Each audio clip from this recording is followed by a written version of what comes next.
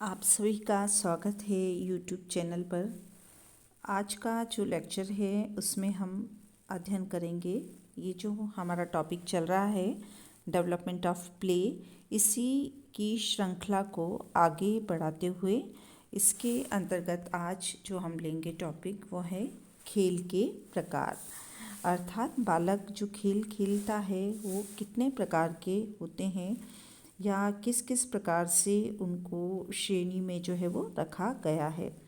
हम ये जान चुके हैं अभी तक जो पढ़ते आ रहे हैं उसके आधार पर कि बालक जो होते हैं उसको खेल बड़ा प्रिय होता है और खेल जो है बालक के एक तरह से जीवन होता है। खेल से उन्हें खुशी भी मिलती है और तनाव भी जो है वो दूर होता है।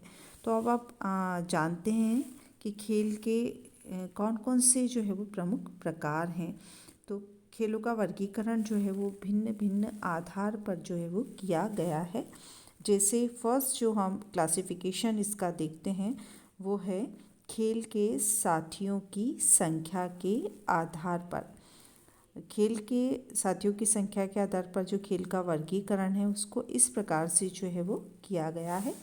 जैसे पहला जो है वो उसको समानांतर खेल जो है वो कहते हैं हम, तो पैरेलल प्ले। छोटे बच्चे जिनकी उम्र जो है वो 1-2 वर्ष की होती है वे अकेले अकेले ही जो है वो खेलते हैं और इसे ही समानांतर खेल कहा जाता है। उनमें सामाजिकता का विकास जो है उस समय बहुत कम होता है और वे अक्सर अपने खिलौनों से अकेले ही जो है वो खेलते हैं।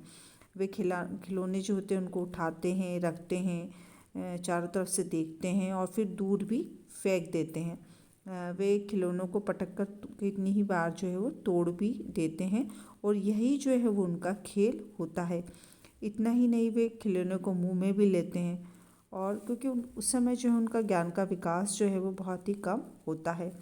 समानांतर जो खेल होते हैं उसमें ना तो समय सीमा होती है और ना ही कोई नियम। बालक खेलते समय किसी प्रकार की कोई जो है वो रुकावट या अवरोध जो है वो नहीं चाहता है और उनके हाथ से खिलौना छीन लेने पर जो है वो बहुत बच्चा जो है वो ज़ोर से रोने जो है वो लग जाता है। मतलब ये हुआ कि समानांतर खेल मतलब बच्चा अकेला ही जो है वो अपने खिलौनों से जो है वो काफ़ी प्रसन्नचित्त होकर जो है वो खेलता है। दूसरा जो इसमें प्रकार बताया गया है वो है साहचर्य खेल, एसोसिएट प्ले। जब बालकों को थोड़े बहुत समझ आ जाती है और उनमें जो है वो सामाजिकता का थोड़ा थोड़ा विकास हो जाता है तो वे साहचर्य खेल जो है वो खेलने लग जाते हैं। यह खेल 2 वर्ष के बाद की अवस्था से शुरू होता है और इस प्रकार के खेल में 2-3 बालक मिलकर एक साथ जो है वो खेलते हैं, परंतु उनमें सहयोग की भावना जो है वो नहीं रहती। वे थोड़ी देर में जो है वो खिलौने के लिए लड़ते झगड़ते देखे जा सकते हैं और वो खेलते कम और झगड़ते जो है वो अधिक हैं। उनमें जो है वो खिलौनों को शेयर करने का भाव भी जो है वो नहीं होता। इस कारण एक बालक जो है वो दूसरे बालक के हाथ से खिलौना छीनता है तथा दूसरा बालक खिलौना जो है वो नहीं देना चाहता। इस प्रकार जो है बच्चों में आपस में जो है वो इसी तरह की भावना जो है वो चलती रहती है। तीसरा जो बताया गया है संख्या, साथियों की संख्या के आधार पर सामूहिक खेल या ग्रुप प्ले, इसे जो है वो सहयोगात्मक खेल भी जो है वो कहते हैं। और 3 से 4 वर्ष की जो अवस्था होती है उसमें बालक सामूहिक खेल में भाग लेने जो है वो लग जाते हैं।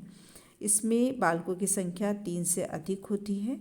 वे अपने खिलौनों को शेयर करके खेलते हैं क्योंकि अब जो है उनमें सहयोग की भावना जो है वो उसका काफ़ी हद तक विकास जो है वो हो जाता है।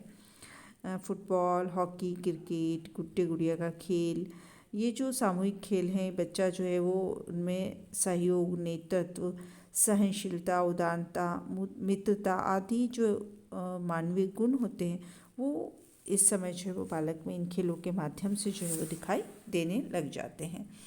ये तो हमने देखा था वर्गीकरण खेल के साथियों की संख्या के आधार पर। अगला जो वर्गीकरण हम देखेंगे वो है सक्रियता के आधार पर, अर्थात on the basis of activity. शारीरिक एवं मानसिक क्रियाशीलता के आधार पर जो है खेल उसको मुख्य रूप से 2 वर्ग जो है उसमें बांटा गया है। पहला जो वर्ग है वो है शारीरिक खेल, या जिसे फिजिकल प्ले कहा जाता है। जिन खेलों में शारीरिक क्रियाओं की प्रधानता रहती है वे जो होते हैं शारीरिक खेल कहलाते हैं। छोटे बच्चे जो होते हैं वो मुख्य रूप से शारीरिक खेल ही खेलते हैं, और इन खेलों की शुरुआत जो है वो 4-5 माह की अवस्था से ही जो है वो हो जाती है।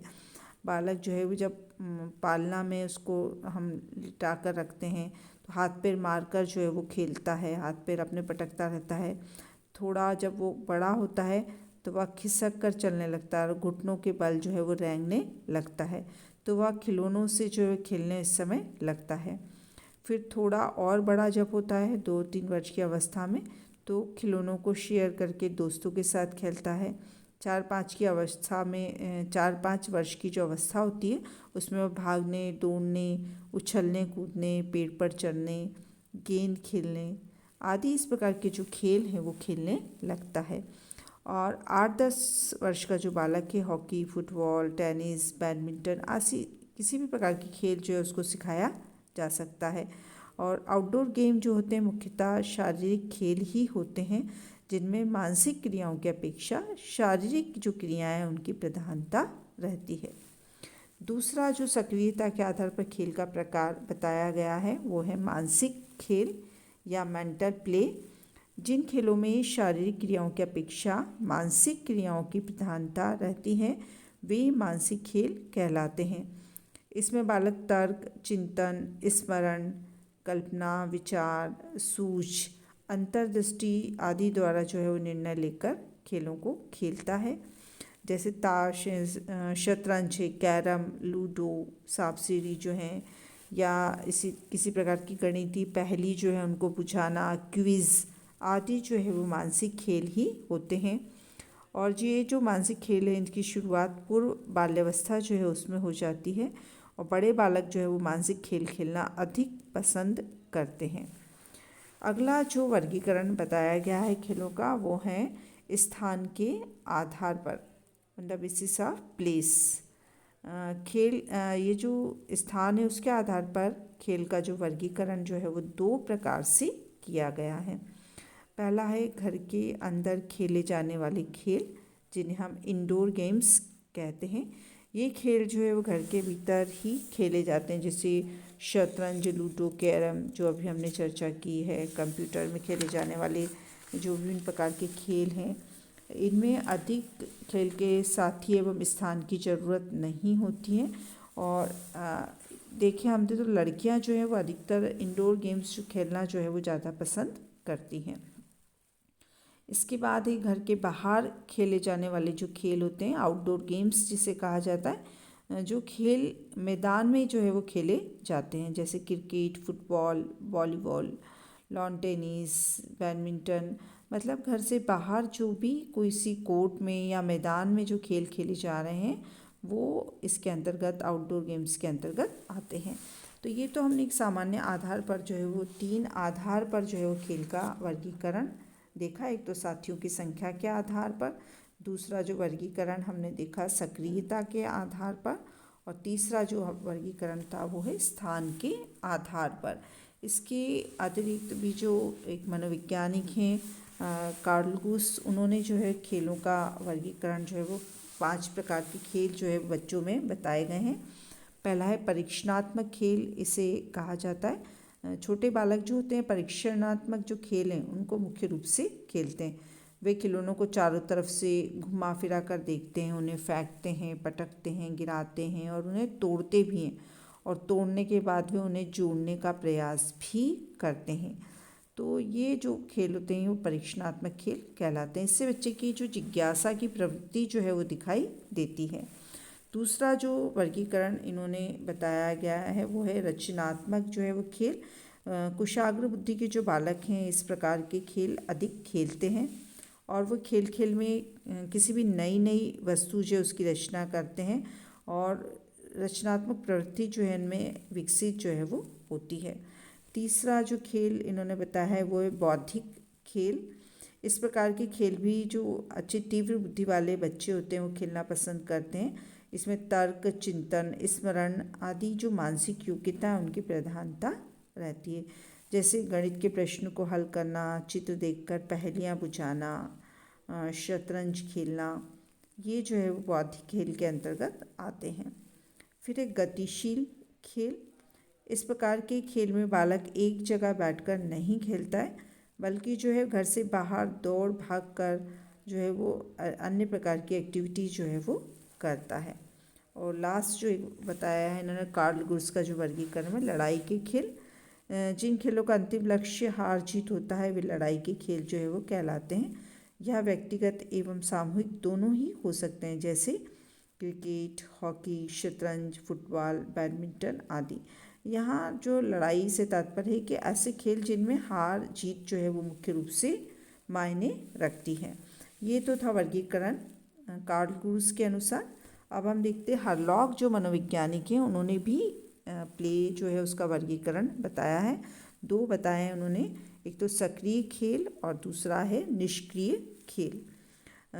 सक्रिय खेल के अंतर्गत इसमें शारीरिक क्रियाशीलता की प्रधानता जो है वो रहती है, और भागने, दौड़ने, उछलने, कूदने वाले जो खेल हैं वो इसके अंतर्गत आते हैं। दूसरा जो वर्गीकरण है वो निष्क्रिय खेल, ये मुख्यतः मानसिक क्रियाशीलता वाले खेल होते हैं, जैसे कॉमिक्स पढ़ना है या टेलीविज़न देखना है या कोई गेम टेलीविज़न पर खेलना है, जिसमें बहुत ज़्यादा शारीरिक क्रियाएं जो है वो नहीं होती, वे निष्क्रिय खेल जो है वो कहलाते हैं। तो हमने देखा कि खेल का जो वर्गीकरण है वो सामान्यतः यदि हम देखें कि दो जो है मुख्य इसके आधार हैं, एक तो शारीरिक खेल जो होते हैं और एक मानसिक खेल, और अलग अलग प्रकार से जो है वो इन्हीं खेलों को जो है वो वर्गीकृत जो है वो किया गया है। तो ये तो हमने आज अध्ययन किया कि बालक के खेल जो हैं उनको किस प्रकार से श्रेणियों में बांटा गया है, और बच्चे जो है किस किस प्रकार के खेल जो है वो खेलते हैं। इसी खेल का जो आगे का टॉपिक है वो हम अपने नेक्स्ट वीडियो में जो है उसको लेंगे। आज के लिए इतना ही, धन्यवाद।